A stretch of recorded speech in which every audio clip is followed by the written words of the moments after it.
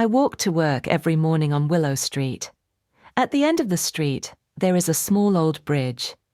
The bridge is not special, but it feels warm. There are long willow trees on both sides. The leaves move like soft hands in the wind. But one thing on that bridge is not soft. A man, a middle-aged man. He is there every day. He wears the same dark jacket. He bends down and works on the small garden beside the bridge. He cuts the dry leaves. He pulls out weeds. He moves slowly, like each step is heavy. I do not know his name. I only know he is always in my way. On Monday morning, I am late for work. My boss hates late people. I run down Willow Street. My hair is messy. My bag keeps hitting my leg. I try to move fast, but when I reach the bridge, the man is blocking the path again. He is kneeling on the ground. He looks at a tiny plant like it is the most important thing on earth. I cannot stop in time. "Aye, watch out!" I shout. He looks up too late. I almost bump into him. My feet slide on the wet ground. He jumps up and says, "Are you blind?" My face gets hot. My heart jumps like a drum. "Me, you block the whole bridge." I throw my hands in the air. "People need to walk, you know." He frowns. His face looks sharp, like it could cut something. "You run like a child," he says. "Slow down." Slow down? I am late. My chest burns with anger. "Maybe move your things," I say. "This is not your bridge." He stands up straight. His eyes look tired but cold. "I take care of this place. I keep it clean. You should say thank you, not shout." "Thank you? For making me almost fall?" I cannot believe him. I shake my head and walk past him. My steps are loud on purpose. The air feels heavy with anger and cold morning wind. When I reach the end of the bridge, I turn back for 1 second. The man is already kneeling down again. He does not look at me. He touches the soil with slow, careful hands, like nothing happened. I feel a strange mix inside me. Anger, yes, but also something else, something I cannot name. At work, my boss asks, "Why are you late again?" I open my mouth, but I stop. I want to say, "Because a strange man blocked the bridge." But the words feel childish, so I stay quiet. That night, when I walk home, the bridge is empty. The flowers look fresh. The path is clean. The man is gone, but his jacket smell seems still in the air. Old, cold, and a little sad. I do not want to think about him, but I do. I wonder why he is always there. I wonder why he looks so alone. And I wonder why his eyes made my heart feel something I do not understand. Tomorrow I will pass the bridge again. I tell myself I will ignore him, but deep inside, I know I won't. The next morning, I walk down Willow Street again. The air is cold. My breath looks like small white clouds. I tell myself, do not look at him, just walk. But when I reach the bridge, he is already there. Same jacket, same slow movements, same silence. He kneels on the ground and cuts a few dead stems. His hands move with a strange calm. It almost looks peaceful, but also lonely. I try to pass him without looking, but my eyes move on their own. I steal a quick glance. He does not look up. Good. I do not want to fight again. But as I walk past him, I hear a small cough from him. It sounds tired, not angry, not sharp, just tired. For some reason it stays in my mind. At work, I cannot focus. My coworker Mia leans close to me and whispers, "You look lost. Bad morning." I shake my head. "Just someone I met on the bridge." "A man?" she asks with a smile. "Not that kind," I say quickly. "He is older, and he is rude." She laughs. "Maybe he likes you." "No," I say fast. "He hates me." But do I believe my own words? I do not know. Something about him does not feel like hate. On my way home that evening, the sky is pink. The street is soft and quiet. When I reach the bridge, I see an old woman standing there. She holds a cane and watches the man with a gentle smile. I slow down. I want to hear what she says. "You always come here," she tells him. "You work so hard." He stands up slowly. "It helps me," he says softly. I stop walking. My feet freeze. His voice is different today, low, calm, almost warm. The old woman touches his arm. "Your son loved this place." My heart jumps. "Son?" He does not answer. He just nods and picks up a fallen leaf. His hand shakes a little. The old woman sees me standing there and smiles at me. "He takes care of the bridge every day," she says. "He is a good man." I open my mouth but do not know what to say. Good man? But he yelled at me. He acted like I was wrong for walking too fast. Still, the old woman's tone has no doubt, no anger, only respect. When she leaves, I look at him again. He does not look back. He kneels down and touches the soil with gentle fingers. Why does he do this? Why every day? Why with so much care? I keep walking, but my mind does not move with my feet. My thoughts stay on the bridge. That night, I lie on my bed and stare at the ceiling. I try to forget the old woman's words, but they repeat in my head. He is a good man. He is a good man. He is a good man. If he is a good man, then why does he feel so angry? Why does he feel so sad? And why do I care? Tomorrow I know I will look at him again. I know I will watch the way he moves. I know I will listen to the small sounds he makes when he works. The distance between us feels strange now. Not just cold, not just angry. Something new is growing there. Slow, small, like a seed. And I can feel it taking root. On Thursday, the weather changes fast. The morning sky is grey. The air feels heavy, like something is waiting to fall. I walk to work, as usual. When I reach the bridge, he is already there. He is fixing a small wooden board near the edge. His jacket looks even darker today, wet from the fog. For a moment, I almost say, "Good morning." The words rise to my tongue, but I stop. My voice stays silent. He does not look up. He just keeps working. All day, clouds gather outside the office windows. Mia keeps checking the weather app. "It will rain hard tonight," she says. "Go home early." But I leave work late. I forget my umbrella. I forget the warning. When I step outside, the sky breaks open. Rain pours down like a waterfall. Cold, sharp, loud, I run toward Willow Street.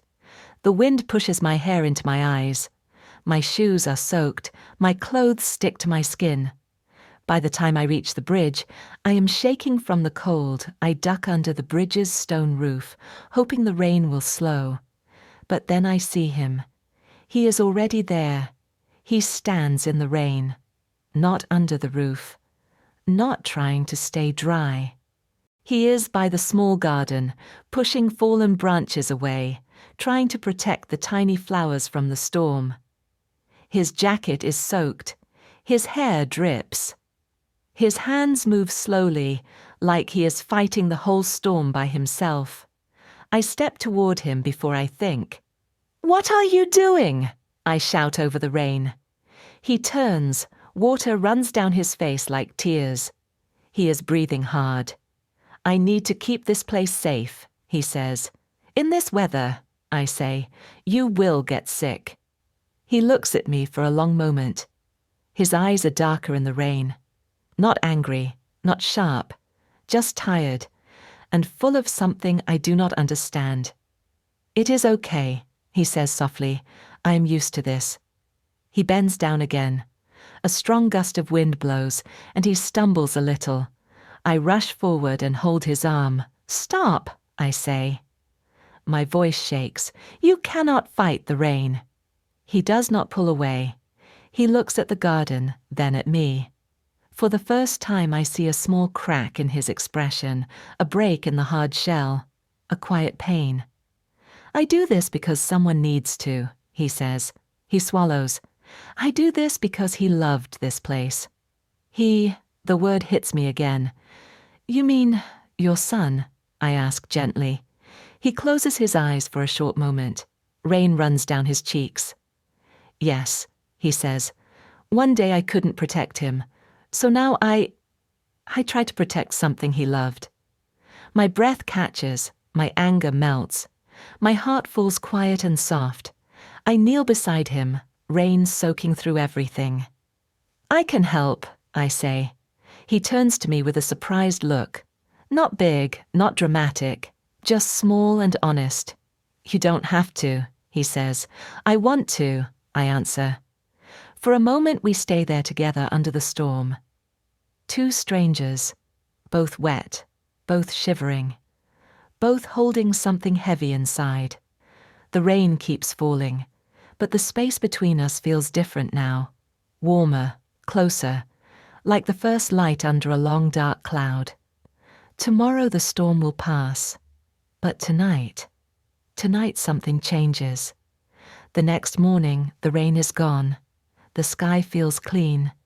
The willow leaves shine with soft light. Everything looks new, but the man looks tired.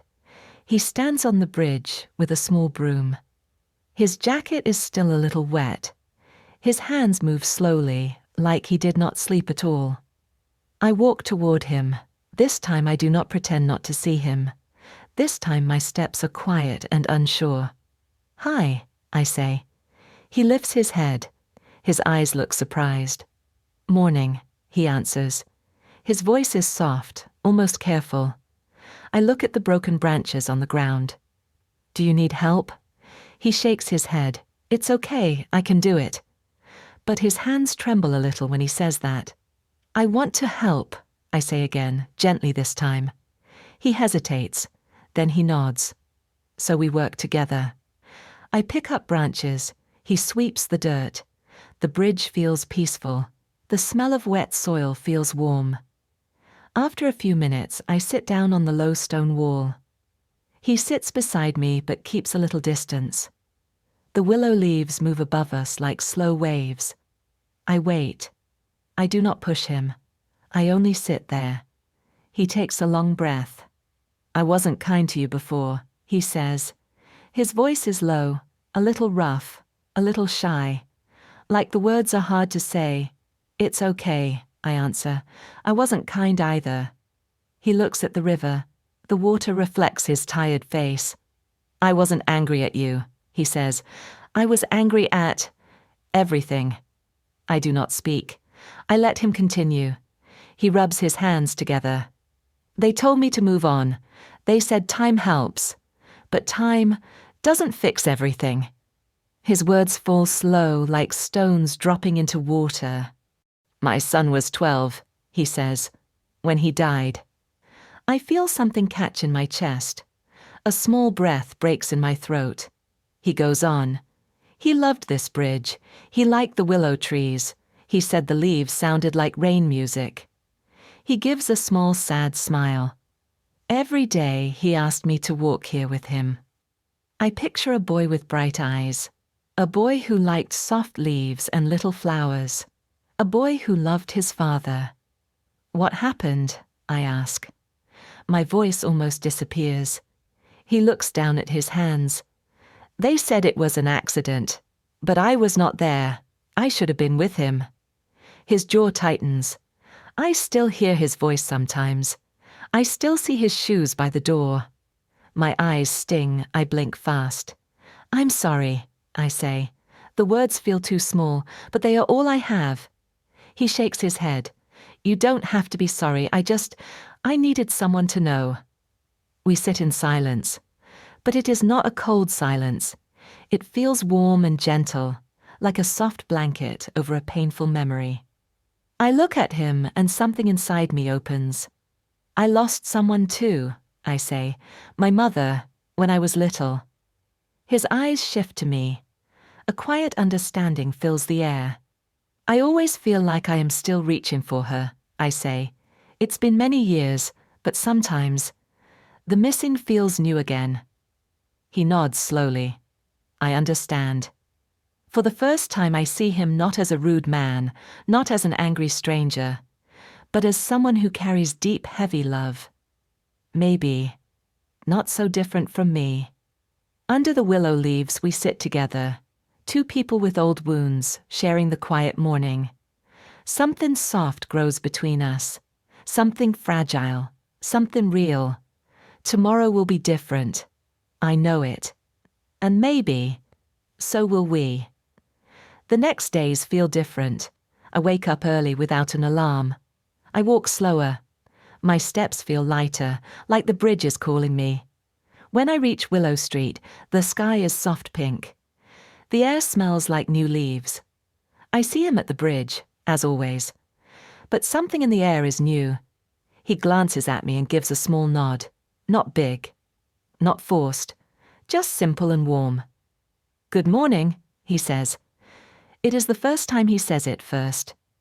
His voice is gentle, like the morning light. "Good morning," I say back. I feel the words inside my chest, warm and calm. We work together without planning it. I pick up fallen petals. He waters the small flowers. The garden looks brighter today, like it slept well. After a while, I sit on the stone wall. He sits beside me, closer than before, but still respectful. A small yellow flower catches my eye. I lean in to look at it. "It bloomed," I say. He follows my gaze. His eyes soften. "Yes," he says quietly, "he would like this." The way he says it makes something in me melt. Soft, sad, beautiful. I ask, "Do you come here every day? For him?"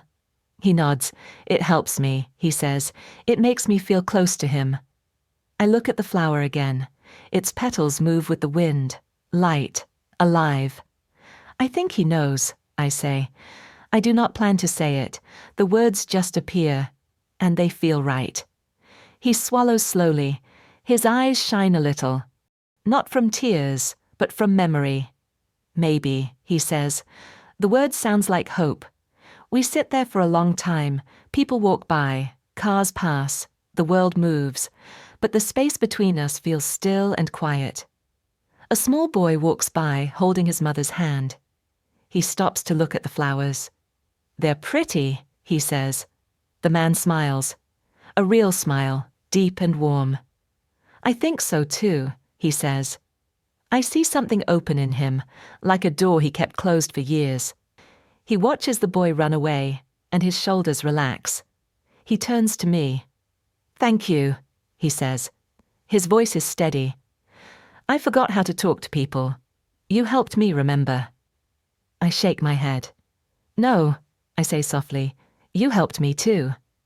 He looks confused. "Me? How?" I take a breath. "Because I thought I was the only one who carried old pain," I say, "but I'm not. And that makes the world feel less lonely." He nods slowly, like he understands every word. The wind moves through the willow leaves. They make a soft sound, like tiny bells. The man stands up and looks at the garden. "It's a new season," he says. I smile.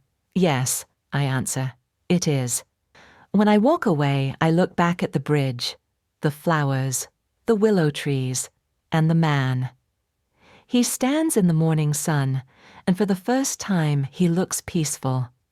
I think about all the days I walked past him with anger in my heart, and how different everything feels now.